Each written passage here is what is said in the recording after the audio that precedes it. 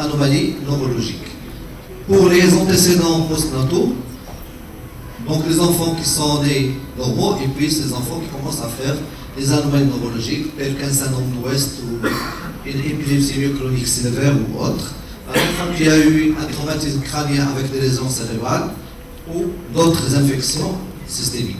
Donc là, je souligne le problème de la consanguinité qui reste fréquent dans notre région. Donc une étude neurologique en neurologie qui a été faite, qui a montré à la région cérébrale, donc près d'Agadir, je crois, que 50% des mariages sont consanguins. Donc c'est énorme. Et je pense, malheureusement, on n'en parle pas assez, donc c'est pas grave, mais il faut dire aux gens que c'est un problème qui se pose. Un arbre généalogique peut orienter vers un mode de transmission héréditaire, notion de retard de développement psychomoteur dans la famille, des antécédents de fausse couche ou de mort-née, donc on doit tirer la ficelle d'alarme. Les autres facteurs de risque incitant à la vigilance, un retard de croissance, d'autres malformations neurologiques, troubles du comportement, troubles du sommeil, troubles de conduite alimentaire et des difficultés scolaires. Donc le risque existe de la naissance jusqu'à un âge avancé. De quand date ce retard? Donc c'est très important, on l'a vu dans la présentation de Mme Chabot. Donc il est très important de retracer la cinétique du développement avec les parents, parfois à l'aide de photos, maintenant on a les vidéos, tout le monde a une vidéo sur son téléphone. Certaines affections neurologiques peuvent en effet se manifester après un développement normal. Donc pour l'examen clinique, il prise en compte donc, de l'anamnèse, un examen somatique complet, donc sans oublier la prise de périmètre crânien, je pense que ça doit être un réflexe visuel chez tout pédiatre. L'examen neurologique en tenant compte de la gestationnelle, la motricité générale et fine, l'élocution, l'audition, la phonation, bref, un examen neurologique complet. Des signes somatiques ou neurologiques d'alerte, il y a des signes somatiques, l'anomalie du PC, un macro ou une microcéphalie, une dysmorphie faciale, les anomalies pigmentaires cutanées qui peuvent nous orienter vers certains phacomatoses par exemple, une hépatosplénomégalie, et puis sur le plan neurologique, la persistance des réflexes archaïques chez un bébé, l'hypotonie, l'hypertonie pyramidale, les membres déficits musculaires, la mauvaise poursuite oculaire, l'utilisation de la modulation asymétrique d'un membre, les troubles de la marche ou des mouvements anormaux. Donc quand on a un problème sur l'axe qui porte sur l'axe postural, s'il existe uniquement une hypotonie avec déficit musculaire sans autre atteinte, il faut donc se méfier d'une atteinte neuromusculaire ou bien neuromusculaire.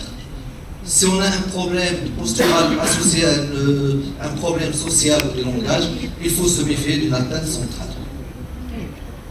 Donc bilan étiologique complémentaire, donc en fonction de l'orientation clinique. Si on suspecte malformatif, donc on peut demander une ETF, IREPS, TDM, potentiel évoqué, visuel, auditif. Si on a de la génétique, donc on va voir ce qu'il faut faire avec le professeur Sfiani. Le métabolique, l'endocrinien, donc en fonction de l'orientation diagnostique.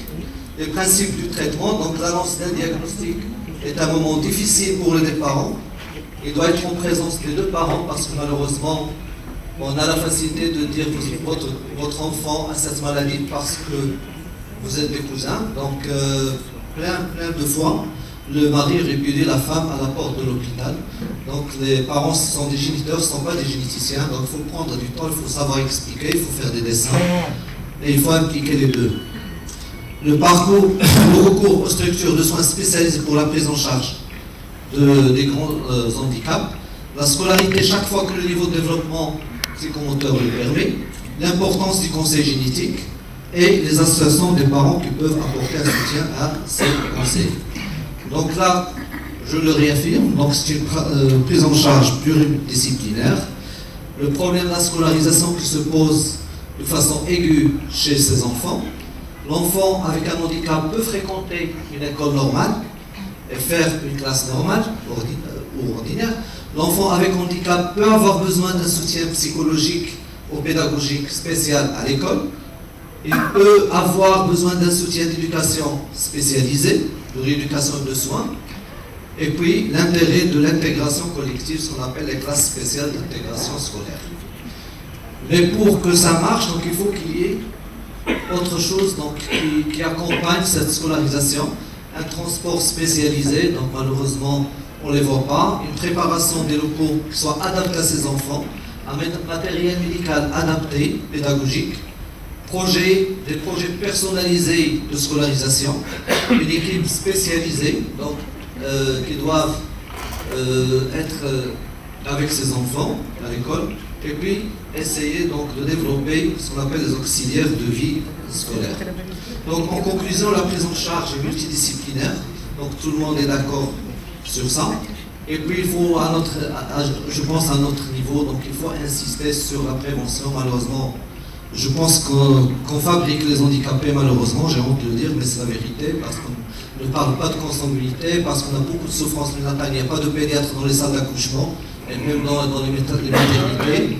Il y a des maladies infectieuses, heureusement maintenant pour positiver, le taux de méningites a chuté de 96% après la généralisation de la vaccination anti-pneumo et hémophilie dans le Maroc. Donc 96% des enfants sont vaccinés. Les accidents domestiques, notre maison sont faites pour qu'il y ait ces accidents. Donc on trouve le javel par terre, la prise d'électricité est toujours par terre, le gaz par terre. Malheureusement, tout est accessible à l'enfant. Les accidents de la voie publique, donc toujours on voit que les enfants de 2 ans, 3 ans sont dans les bras des mamans devant. Le suivi des grossesses est très important, et puis l'implication des pouvoirs publics et des pouvoirs associés. Je vous remercie.